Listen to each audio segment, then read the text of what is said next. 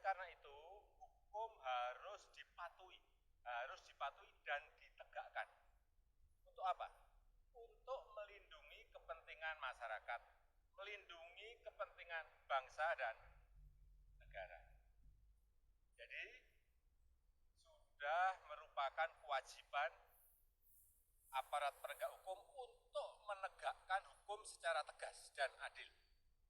Dan ingat, aparat hukum itu dilindungi oleh hukum dalam menjalankan tugasnya. Untuk itu tidak boleh ada warga dari masyarakat yang semena-mena melanggar hukum, yang merugikan masyarakat, apalagi membahayakan bangsa dan negara. Dan aparat hukum tidak boleh mundur sedikit pun. Tapi aparat penegak hukum juga wajib mengikuti aturan hukum dalam menjalankan tugasnya, melindungi hak asasi manusia dan menggunakan kewenangannya secara wajar dan terukur.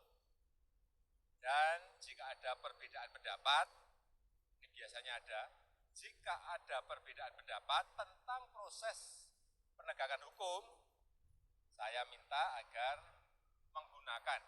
gunakan mekanisme hukum. Ikuti prosedur hukum, ikuti proses peradilan, hargai keputusan pengadilan. Jika perlu, jika memerlukan keterlibatan lembaga independen, kita memiliki Komnas HAM, di mana masyarakat bisa menyampaikan pengaduannya. Sekali lagi, saya tegaskan, kita harus menjaga tegaknya keadilan dan kepastian hukum di negara kita, menjaga fondasi bagi kemajuan Indonesia. Terima kasih. Saya ingin menyampaikan beberapa hal berkaitan dengan kasus tersangka MRS. Yang pertama bahwa teman-teman sudah lihat semuanya bahwa tadi pagi sekitar jam 11.30 dimulai pemeriksaan. Jadi sebelum dilakukan pemeriksaan untuk ditanyai dan dimasukkan dalam berita acara pemeriksaan, tersangka MRS dilakukan prokes protokol kesehatan setelah sampai di Polda Metro Jaya. Ya tentunya nanti kita cek, sudah kita lakukan berkaitan dengan cek COVID, kemudian tensi, dan kemudian gula darah, kita lakukan pemeriksaan semua. Dan tentunya ini bagian daripada protokol kesehatan yang harus kita pedomani di setiap tersangka maupun saksi yang diperiksa di Polda Metro Jaya maupun di jajaran kepolisian. Kemudian pada pemeriksaan juga hak-hak sebagai tersangka juga kita berikan. Yang pertama adalah didampingi oleh pengacara ataupun penasihat hukum.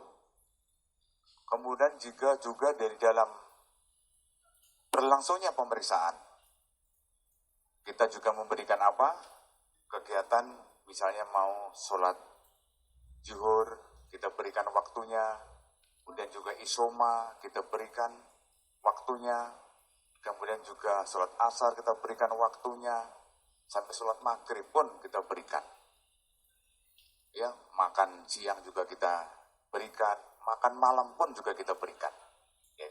Jadi semuanya kita berikan sebagai hak-hak sebagai tersangka yang kita lakukan dengan humanis kita berikan. Kemudian di dalam pemeriksaan, penyidik memberikan 84 pertanyaan pertanyaan yang ditanyakan kepada tersangka MRS.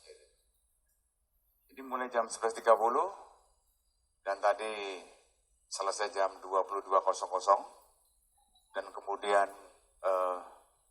setelah selesai diperiksa tentunya dari penyidik membacakan kembali daripada berita acara tersebut.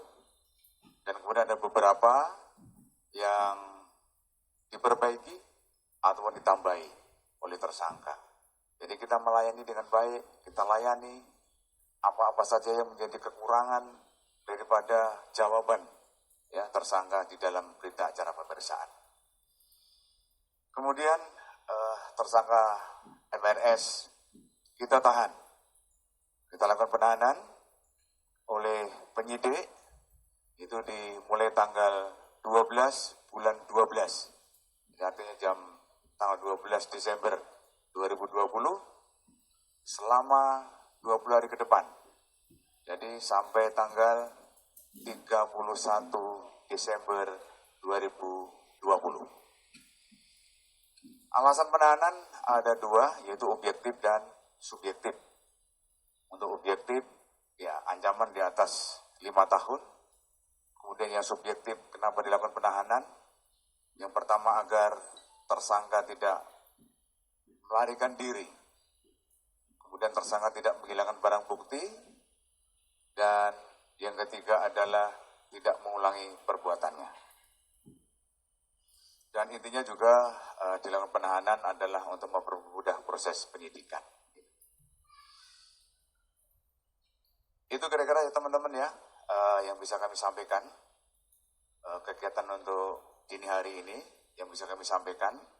Dan saya akhiri dengan wassalamualaikum warahmatullahi wabarakatuh. Terima kasih.